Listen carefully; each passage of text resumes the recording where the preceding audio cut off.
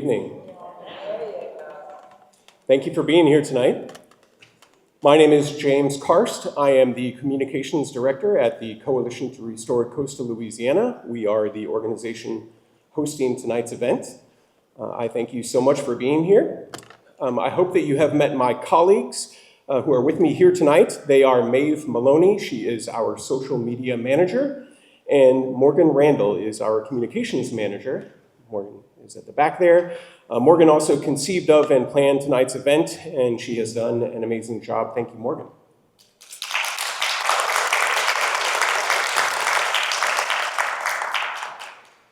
Thank you to the Southwest Louisiana Arts and Humanities Council and the City of Lake Charles for allowing us to hold tonight's event in the Central School Arts and Humanities Center.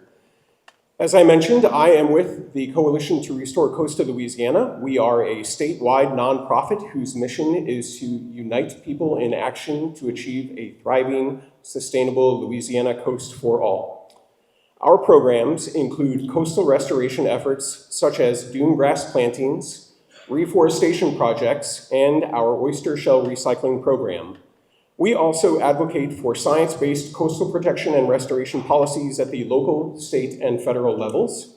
And we operate programs that aim to educate communities about Louisiana's natural systems. Our lecture series seeks to bring people together to learn and share about Louisiana's coast, culture, and communities. These lectures cover a wide variety of topics, some of them directly related to coastal restoration, and some of them what I consider to be more coastal adjacent. All of them work to broaden perspectives, to inspire action, and to build connections across our state. Please help yourself, if you have not already, to the complimentary snacks and beverages outside. The restrooms are located out the doors at the back of the auditorium and to your left. The first part of our program will be led by Dr. Keegan Lejeune. The talk will be followed by 20 minutes of audience Q&A. Then my colleague, Morgan Randall, will close with a few remarks about the work CRCL is doing in the area to protect places like the ones discussed in tonight's talk. And after that, we will raffle off a copy of Keegan's book. Following the presentation, Dr. Lejeune will have copies of the book, Finding Myself Lost in Louisiana, for sale.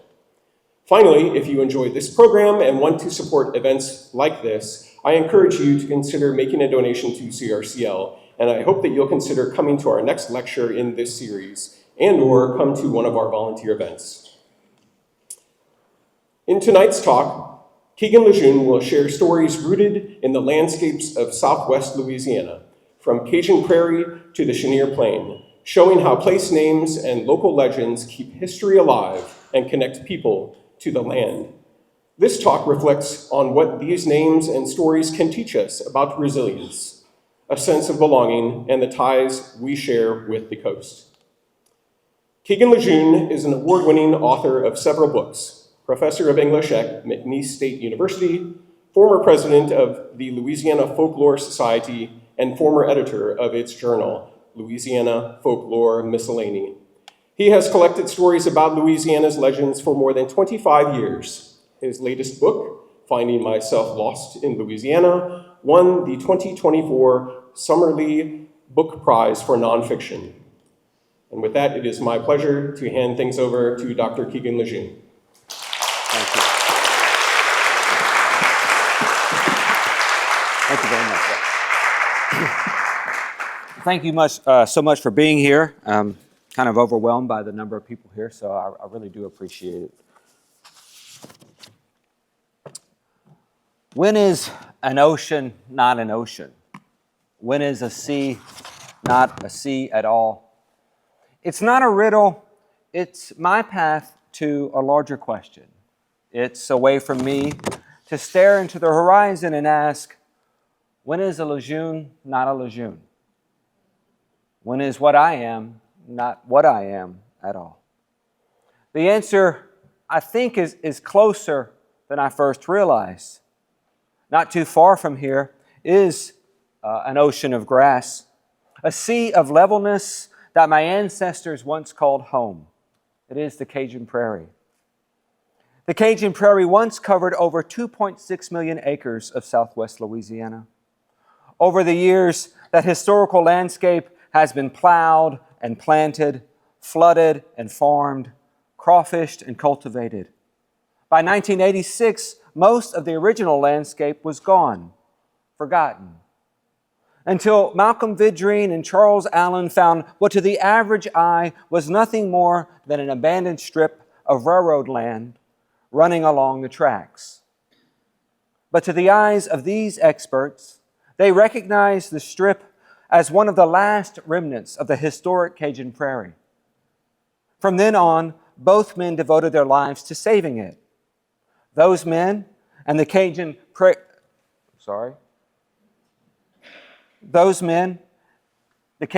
Habitat Preservation Society, and others like them have ensured that the landscape early Cajuns understood as home has not disappeared.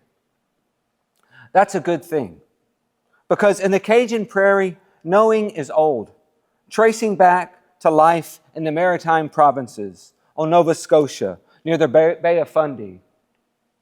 Hornet Kane said that was the reason Acadian settlements in Louisiana took on nautical terms. A stand of trees surrounded by fields became an island. A grove of pine jutting into the prairie became a point. Pockets of people's homes were called coasts or coves. They were shelters against life's storms.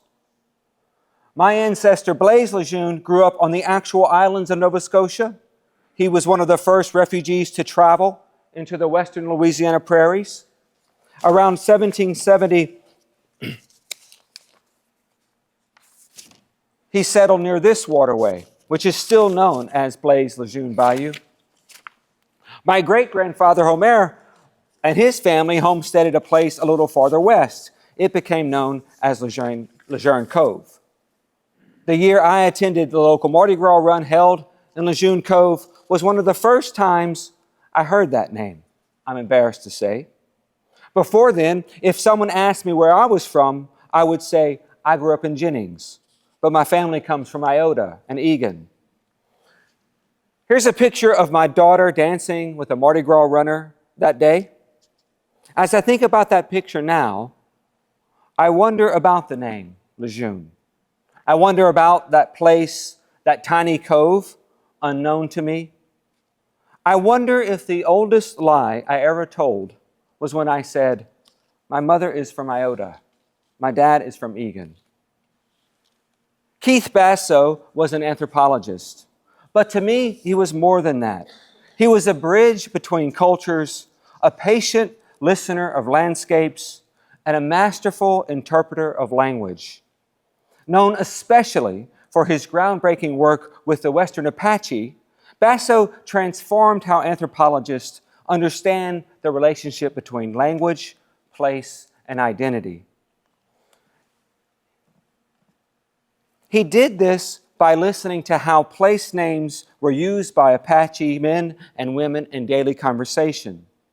Basso learned how Western Apache viewed space as a series of moral stories and place names as markers on the path through that space.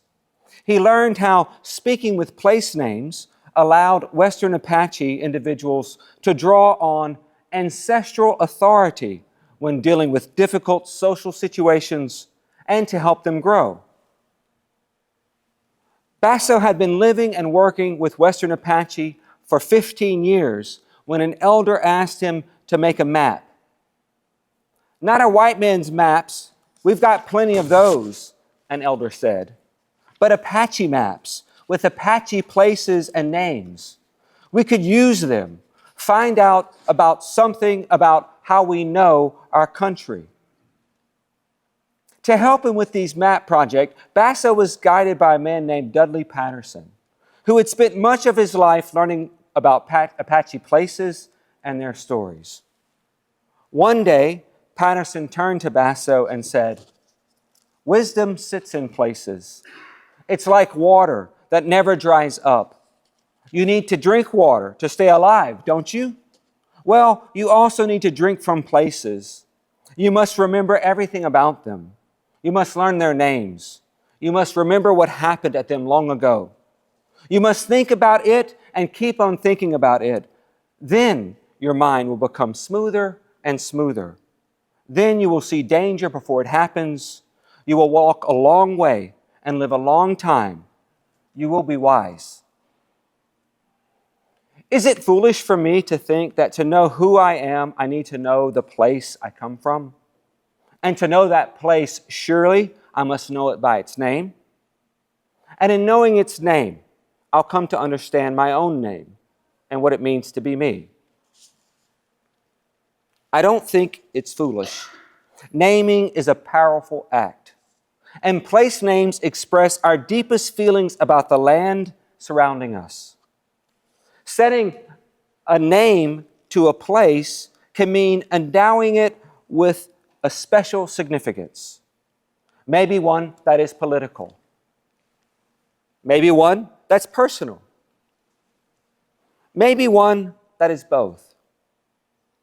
But as you can see, sometimes naming a place has nothing to do with the place itself, but more to do with an outside entity a name giver considers important.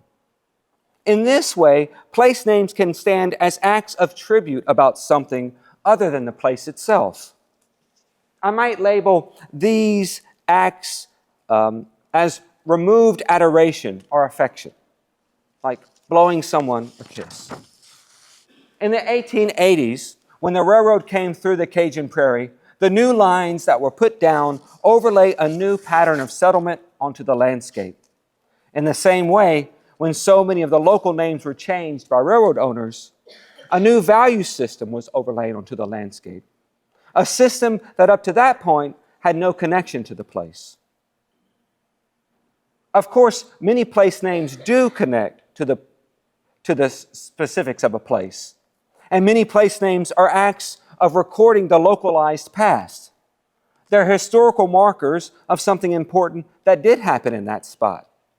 In this way, even if the exact origin of the name is forgotten, naming can be an important act of memory.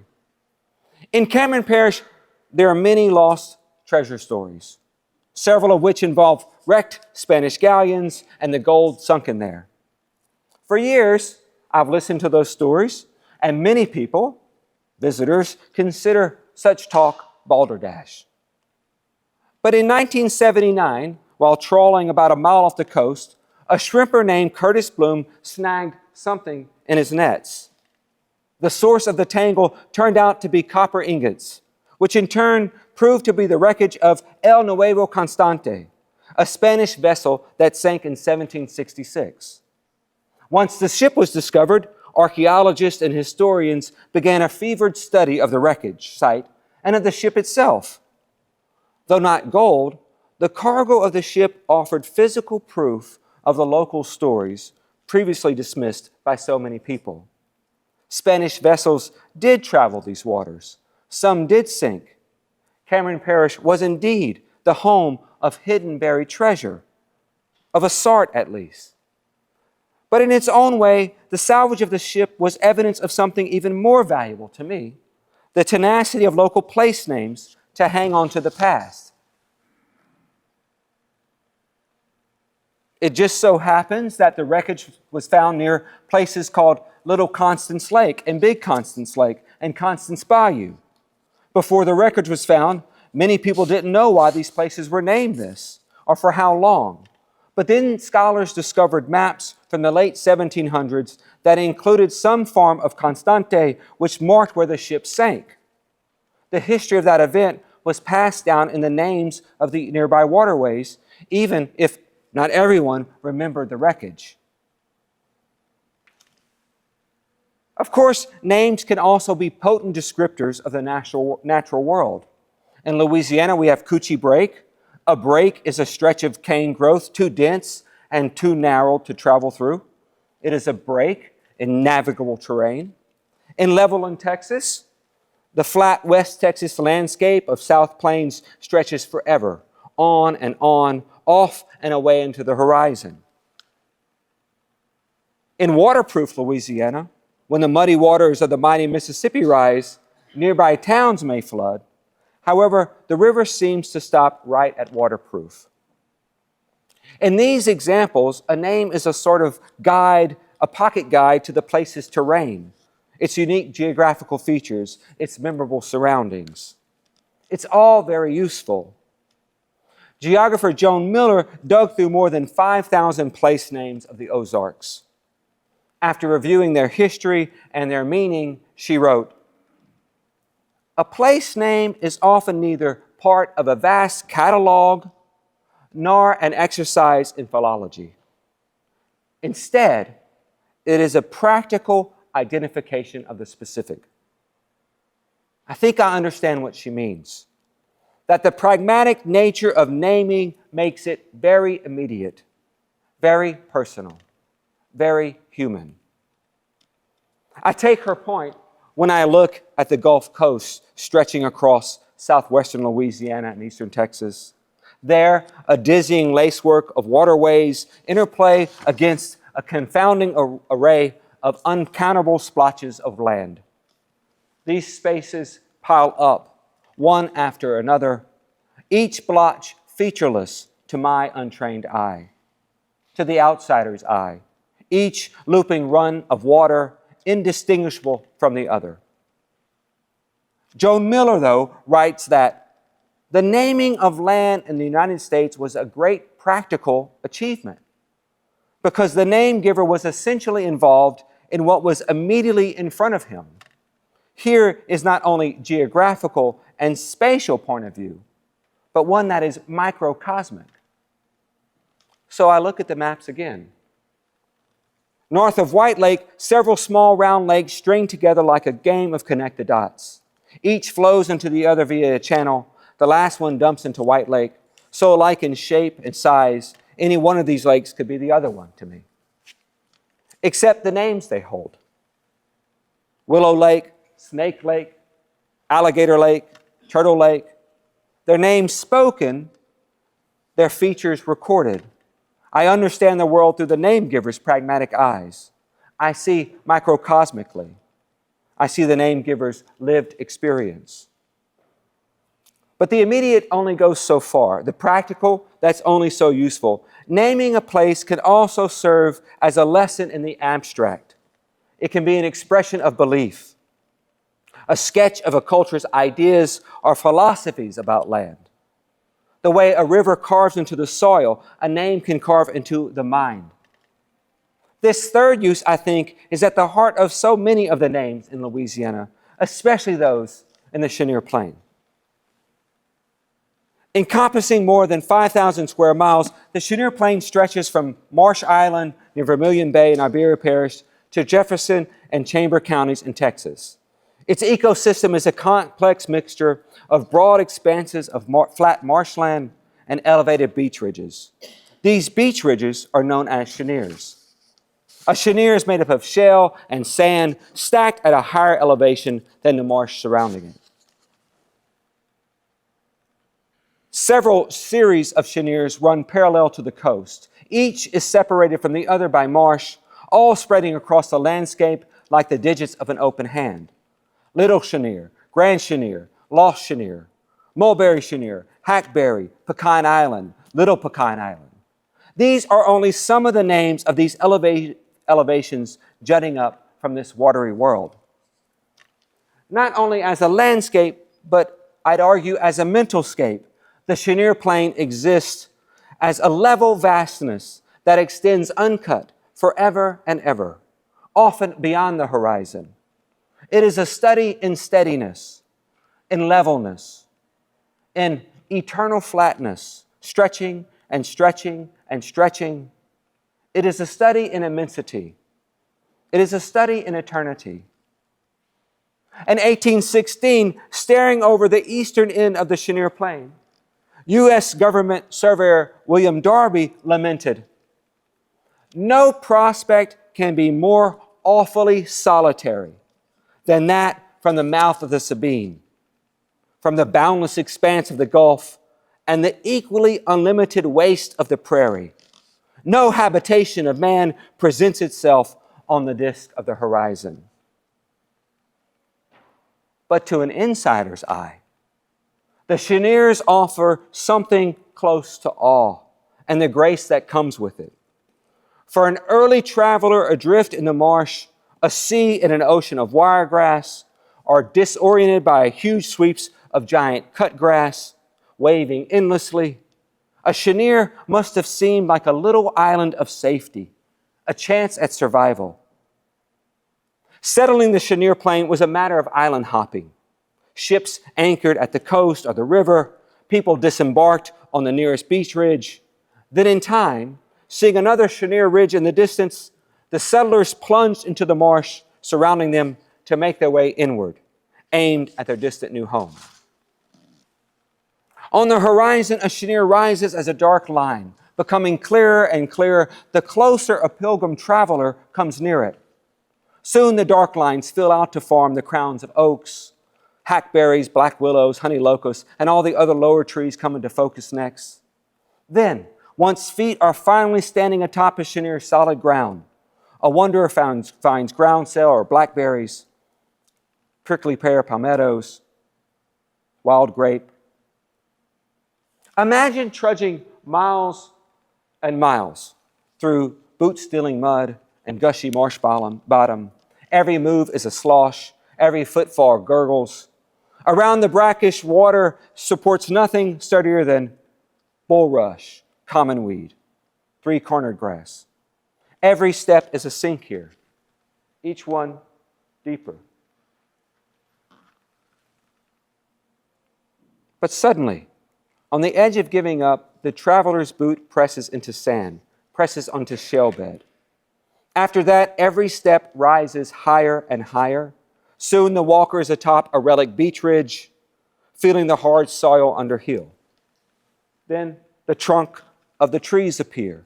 The traveler reaches out a hand and touches the oak, feeling the rough bark. After that kind of journey, wouldn't that be like reaching out towards a spectral image of a long-lost someone, only to find out they're not a ghost at all, but real?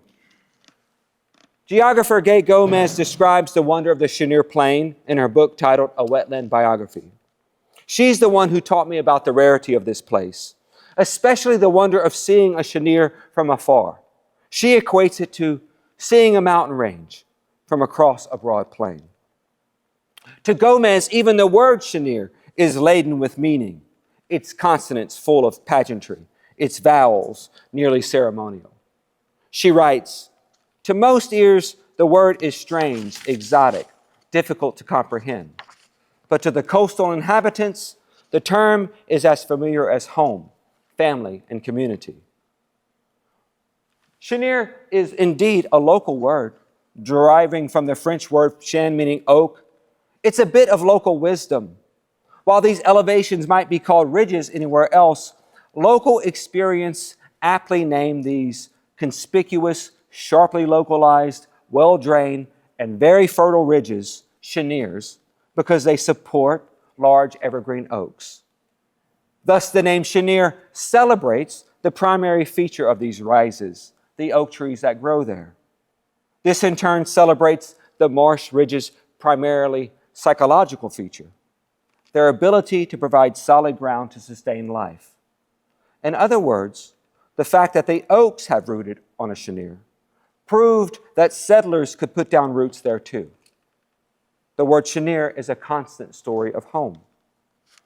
Folklorist Ronald Baker argues that regardless of the actual story behind naming a place, a name serves as equipment for living, claiming that by naming topographical features around us, humans come to manage our environment and thus give some order to what was wilderness, which contributed to both to our physical and psychological security. This is the fourth aspect of naming I'd like to consider. Place names as pieces of our mindset about home, wherever that is for us. Along the coast of Louisiana, there are many names that teach lessons. One connects to me, a small lake edging the southern border of Lacassine National Wildlife Refuge. The lake, according to legend, earned its name through a grim tale. It happened when a shipload of colonists bound for New Orleans encountered a storm. that drove their ship far from its course. Eventually, the boat landed on the shore of that small lake in the Cheniere Plain, where for a time the ship's men, women, and children maintained a precarious existence until one by one they succumbed to injuries, malaria, and eventually starvation. The place became known as Lake Misère, French for misery. It's a good story and an obvious lesson. The dangers of coastal storms, the resilience it takes to live in the Cheniere Plain. It's good and obvious equipment for living here on the coast. Because sometimes names and their stories hold color how we see the world and ourselves, even if we don't realize it. They can make us see something as good or bad, useful or useless. In the early 20s, Sarah Vaughan, a descendant of Grand Cheniere's first families, told an interviewer how Pecan Island earned its name. In her story, a man from Texas named Jacob Cole was looking for better grazing land. He anchored at Grand Cheniere, where he met two residents, Valcor Miller and Damon Miller, who told him about the place. The Millers knew of that Cheniere in the distance very well. They had visited, but they never decided to settle there. But since Jacob Cole was so intent on going, they agreed to act as his guides. The three men, in Sarah Vaughan's words, searched the marsh for high land, fighting the tall grass and animals, most of which were alligators, vicious looking, 12 or 14 feet long, as many as 25 in one hole. Cane and sawgrass, high as a man on horseback, all the while under constant attack by swarms of mosquitoes. After a long slog, they finally reached a small ridge known as Long Island. Thoroughly exhausted, the Millers decided their job as guides were finished. Cole protested. He urged the men to keep going, but the two locals from Grand Cheniere had had enough. They refused. Without them, Cole returned to East Texas, but came back later, this time with two good cowboys of his own. The Millers laid out the route for them to follow, and with that, Cole and his cowboys eventually traveled all the way to Pecan Island.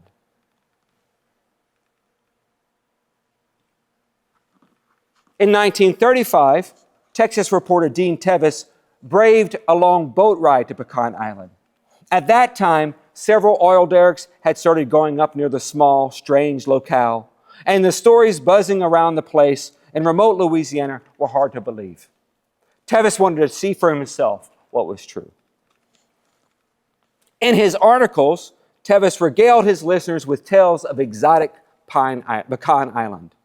And in them, he told them about adventuring Jake Cole from the raw country of Texas, sailing along the beaches of the outer coastline until seeing Pecan Island's grove of hardwoods in the distance. In Tevis's version, Cole doesn't have any local guides, and so with his life in his hands, the man struck out alone to cross the deepest part of the marsh until he arrived on the remote Cheniere he had been longing to reach. There, Cole found stands of pecan trees arranged so neatly in rows, it appeared like some ghostly hand had planted them. But despite this evidence, Tevis still describes Cole as the only person brave enough or gritty enough or just clear-eyed enough to venture to that Cheniere and try to make it a home. According to Tevis, Cole saw beyond the place's remoteness and emptiness. He alone looked through its oddness to embrace its potential. He scooped up a handful of pecans and named the Cheniere after these hard nuts he had discovered there, like someone stumbling upon a stash of gold and claiming it as their own. In Tevis's story, it took an outsider to see the local landscape's usefulness.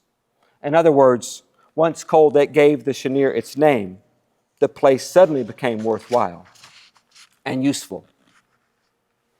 In his book, Landmarks, Robert McFarland tells readers, I have long been fascinated by the relations of language and landscape, by the power of strong style and single words to shape our sense of place.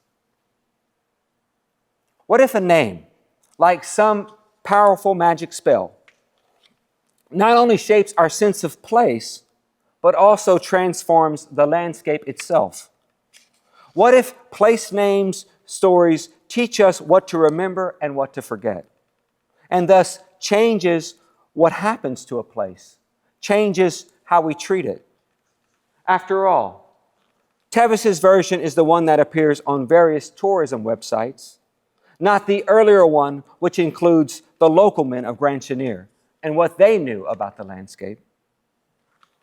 In 1939, John J. Lynch went in search of whooping cranes in Louisiana.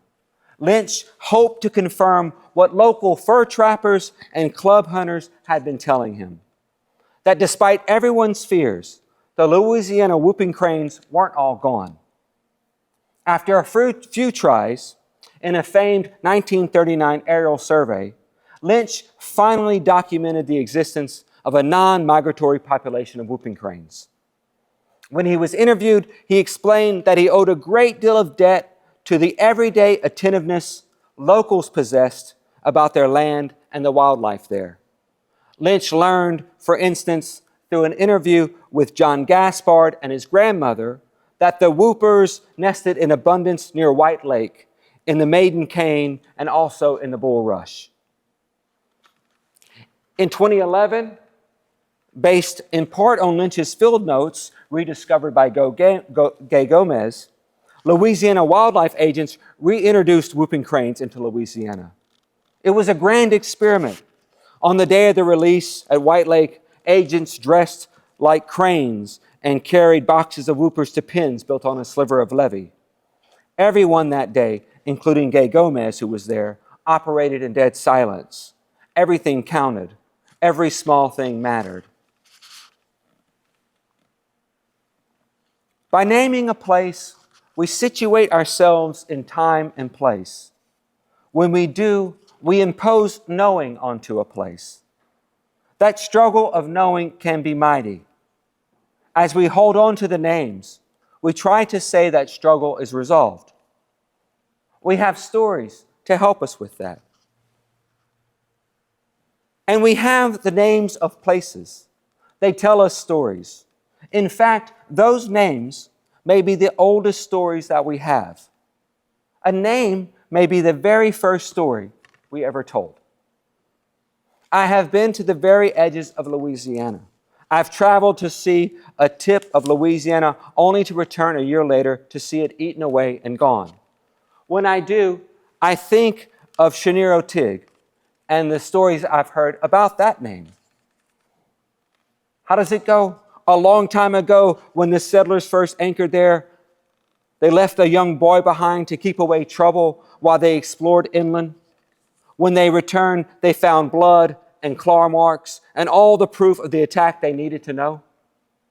To mark that danger forever onward, they named the place Chenier-Otig, Ridge of the Big Cat. It's another good lesson, isn't it? How trouble so often comes to us, fierce, from the shadows, big cat quick. It's ironic, I guess, the slowness that undid Chenier-Otig. This place so famous for cures, for healing, not only the Gulf's waters, but the mud baths and the local plants. Isn't it ironic that for years people saw it coming? Chenier-Otig, first the suddenness of a hurricane, then the rest eaten away by the water, by the tide. Or maybe that's more of the same sort of trouble, only stalking so slowly we don't notice it until it's too late. The great British poet Philip Larkin visits an empty, echoing church that is alien to him, strange. Yet something about the place pulls him there, this serious house on serious earth, a proper place to grow wise in, if only that so many dead lie round. The wonderful Macniece poet Michael Robbins reminds us of the worth of every small thing we know and take notice of. He reminds us that the bright, invisible power inside us, the brisk and wondrous possibility when we lean into the sun close our eyes, and describe for each other what colors appear. Wisdom sits in places, our wisdom. Our places are our own, our names are like no others. When they are gone, I worry we will be less than ourselves. Wisdom sits in places. We have shaped places by the names we've given them. The places have shaped us in return. We have knowledge that can help save our places. Our places hold a wisdom that can save us too. Thank you very much.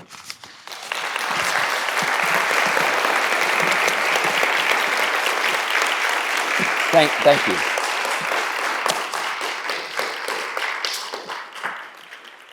I think maybe we have time for a few questions, and then I know there's a presentation after this one. I don't know if anyone has any questions or comments. It's no fair to say I got one of the stories wrong. It's not true. They're all. You said Lejeune and you said Lejeune. Yes, I knew I was coming. Yeah. Lejeune, Lejeune. My wife and I had a discussion about this because, I grew up saying Lejeune. That's how people in Jennings would say this word. When I moved to Lake Charles so long ago, no one said, when I said that, people were like, why are you saying it? So I kind of have been saying Lejeune since I've been here. Now, all of my family say Lejeune. All of the ones in Lejeune Cove, the ones who live in Iota and Eden, they say Lejeune. So I feel funny calling Lejeune Cove. It doesn't seem right to me, but I had a discussion with someone and they promised me I would stay consistent the whole way through. But I didn't because it's too tricky. Yes, it's too tricky. It's deep. The name is deep in there. And I know it matters how I say it. It just, to me, it means that you're from Yes. Lejeune or Lejeune is from Murmantaw. Yes. Lejeune is this side. Yes, it does mean that. Yeah. Yes. Yeah. I don't know if, Lejeune seems to be the most wrong, but I don't know.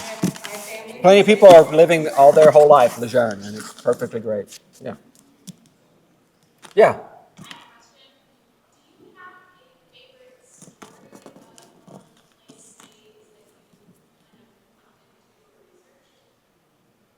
Wow. I like all these stories. That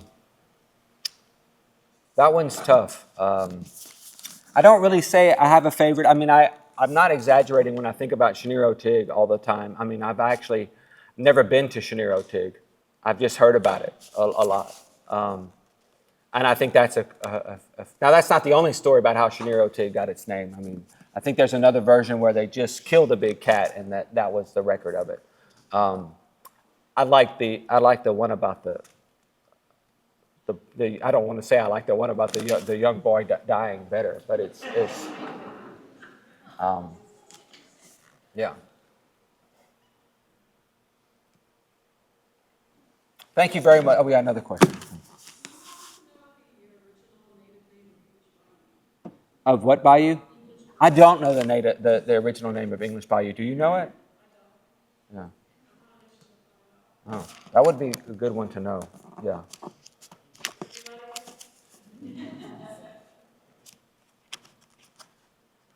Yeah.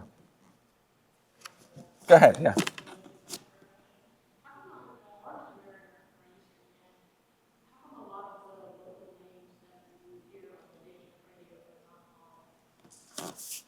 I'm gonna have to get closer. Say this again. No. Ours is American, and how come the local names of the mariners used are not on there? Yeah. Why are so many of the local names not on the maps? Yeah.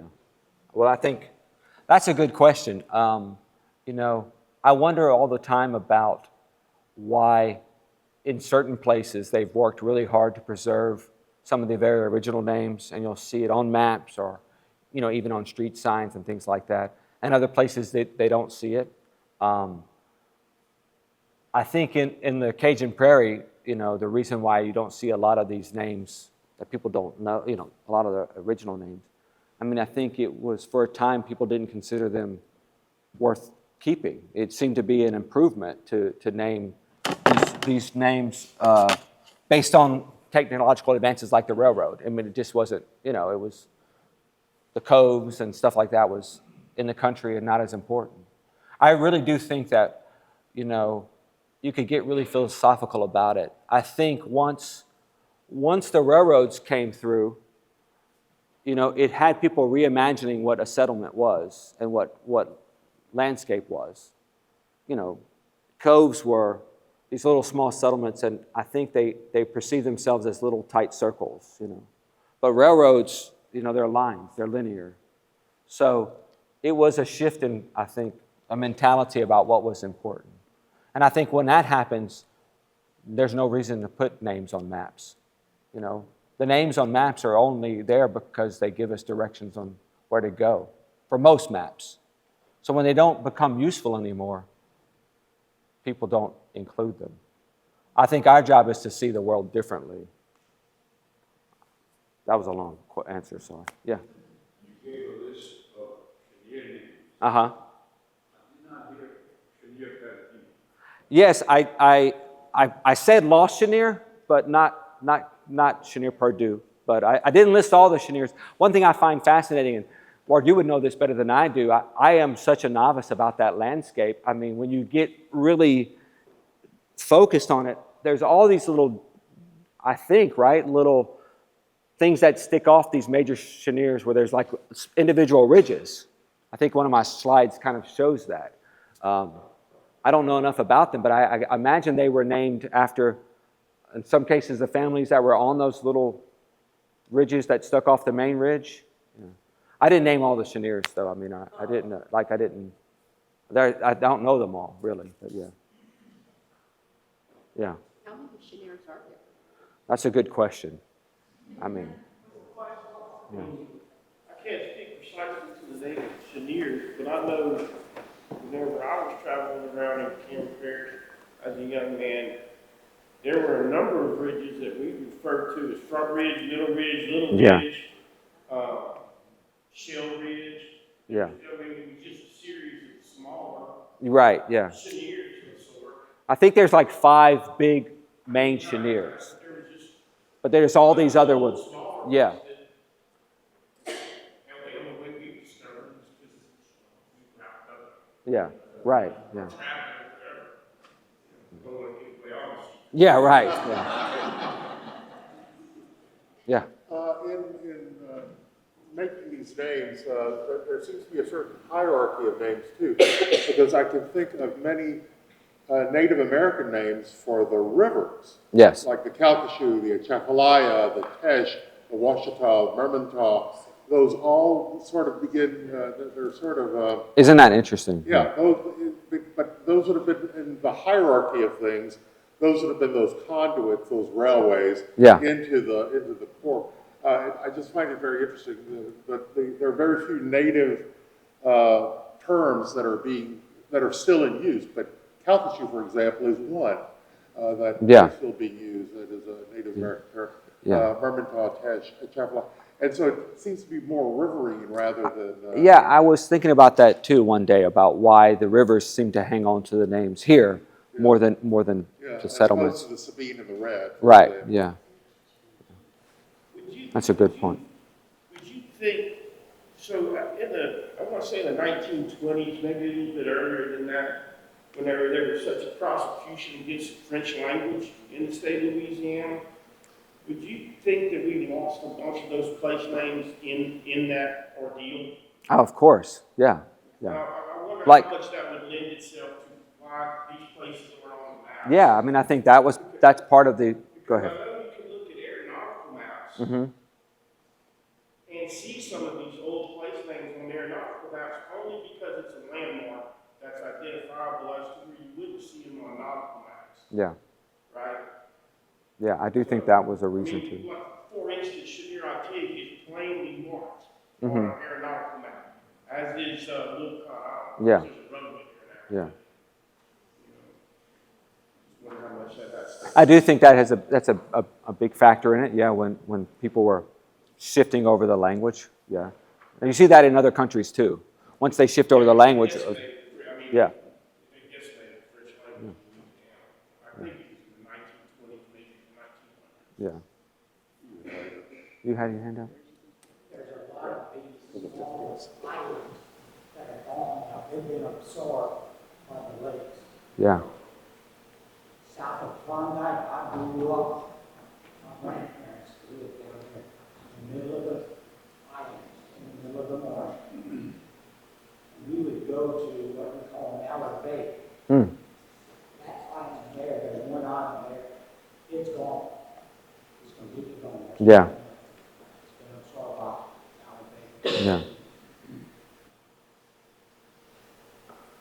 In reference to the loss of the French language, there's another dynamic, that some of the French place names were corrupted into something else. Two examples. We have a bayou in Cameron Parish called Bayou Bocconi, but the real name, or the original historical name, was Bois Connu, meaning that's a tree I recognize. The same is true further east. There's a bayou called Bayou Catarche, which historically was Bayou Queue de Tortue, meaning turtle tail. Yeah. Because it was twisted so much. But now it's Bayou Catarche. That's fast. I knew the second one, but I've heard the name of the second one. Yeah. The English names being transliterated from the French. Maybe the best example I know of is up in southern Arkansas. There's a town not far from El Dorado, Arkansas, where my late wife is from, called Smackover, and it's originally French for sumac ouvert, which is an opening of the sumac trees. So that's kind of a, it's populated all over the middle of the United States. It was transliterated and then readjusted for English speakers' names. Smackover is a good name for a town, though. Okay. The Cheniers in French Canada? No, they're ridges. There's three, I think, main chenier plants, but I don't think they call them cheniers. Okay. Would they have 300 years ago, 400 years ago? That's a good question. I don't know. It depends on, that chenier word is here. And I know it connects to the oak, so who knows what they would have decided was important there to name. Well, I know Morgan has something to present.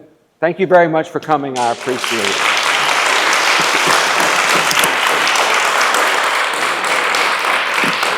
Thank you.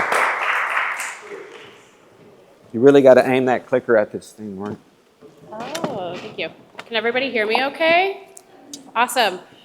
We are going to draw for Dr. Lejeune's book here in just a moment, but while I have you captive, I am going to talk for just a few minutes about 3 projects that CRCL has been doing in the region to protect some of the places that Dr. Lejeune spoke about in this presentation. CRCL's work, as James mentioned earlier, is all about protecting and restoring Louisiana's coast, not just because we live here, but because our history is here, our culture is here, and that's what gives us such pleasure in belonging to a place, is our history and culture, and we want to protect and honor that as much as we can. So this photo here actually is our former Native Plants Program Manager, Gardner Goodall, planting dune grasses in Rockefeller National Wildlife Refuge. This was taken last year by Maeve, who is here somewhere. Do love that photo. Let's see if I can figure out this technology. Aha, yes. So here recently in September of this year, we were in Grand Chenier planting live oak trees. We planted 140 of them with the help of volunteers, just like, thank you. I don't know why I'm clapping. Yes, it's so exciting. yes, with the help of many local volunteers. Let's see. Okay, great. This is from that same planting at Rockefeller National Wildlife Refuge, which is just southwest of White Lake. In October of 2024, we planted, I believe it was about 10,000 plugs of bitter panicum over the course of a couple of days with the help of our many, many, many volunteers. So that is just another restoration project that we've done. And finally, we have also been doing some community conversations, which I know some folks in this room have been with us, like Renee and Bryant, if he is still around, I cannot see. These community conversations are open to everybody who wants to come in and give us their suggestions for what they think are the most pressing challenges in their communities. We've held them in Cameron, we've held them in Lake Charles, in Abbeville. These took place in August and September of this year, so we were able to hear what people thought were the most pressing issues that we could somehow plug in and get involved with or advocate for at the state level. So those are 3 examples of what we've been up to. Here is also an example of a project that we completed on Rutherford Beach in 2022, another dune grass planting. So this is more of that bitter panicum. This is a photo of right after the planting was finished. So you can see the plugs of dune grass in the sand. And we were able to go back here recently, and this is what it looks like today. Wow. So we are very grateful to be able to work with this region and see such great success with these projects, and we hope to continue doing many more. We've also done a ton of marsh grass plantings that I know folks like Dylan over here have been a part of. Have you been a part? Oh, excellent. So we've had some folks in this room join us for marsh grass plantings. I think we will have some more of those in the spring, so keep your eye on your inbox. Okay. Let me grab it and I'll try to walk it closer to you. Also, I can just tell you, if you want to continue to be involved with CRCL after tonight, there are tons of great ways you can do it. We have signs all around outside with QR codes that you can look up all the ways to get involved with us, including volunteering with us at some of those plantings like I was talking about. We will have more marsh grass plantings in the spring. You can also join us for our next lecture, which will be with Paul Link of the Rockefeller National Wildlife Refuge. He will be talking about duck populations and the relationships with habitat restoration. I'm still nailing down the details of when that will be, so stay tuned. I will send you an email. And finally, if you want to support more programming like this for communities all across Louisiana, please consider making a donation to CRCL. And if you want to find us online, we are at crcl.org. Thank you so much.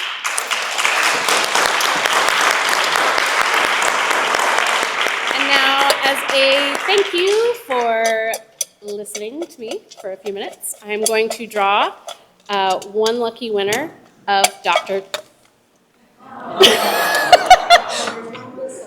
I had to embarrass myself somehow. Give me one moment.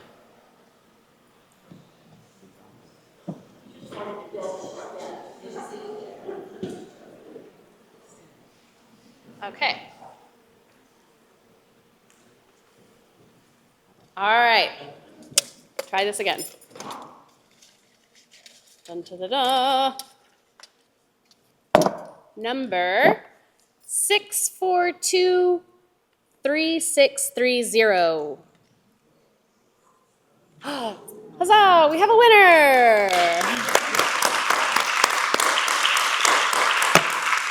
We will get you a copy of Dr. Lejeune's book. That concludes our program. Dr. Lejeune will be selling his books. Let's do it out where we had refreshments earlier. So where the drinks and snacks are, you can buy a copy of Dr. Lejeune's book. Feel free to mix and mingle. And thank you so much for being here with us.